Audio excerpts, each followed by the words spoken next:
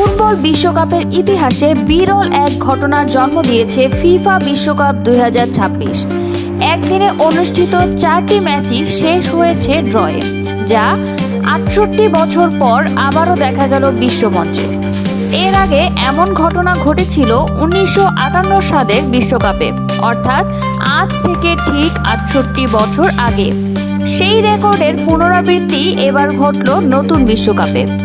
পরিসংখ্যান বলছে 1930 সালে বিশ্বকাপ শুরুর পর এটি মাত্র দ্বিতীয় ঘটনা যখন একদিনে 4টি ম্যাচ ড্র হলো, যেখানে একাধিক ম্যাচ একই দিনে সমতায় শেষ হয়েছিল। ফিফা বিশ্বকাপ 1985 এর সঙ্গে তুলনা করলে দেখা যায় সময়ের সঙ্গে সঙ্গে ফুটবলের প্রতিযোগিতার মাত্রা অনেক বেশি সমান হয়ে উঠেছে। Afsar Rahman Ahona, the Daily News Bangla.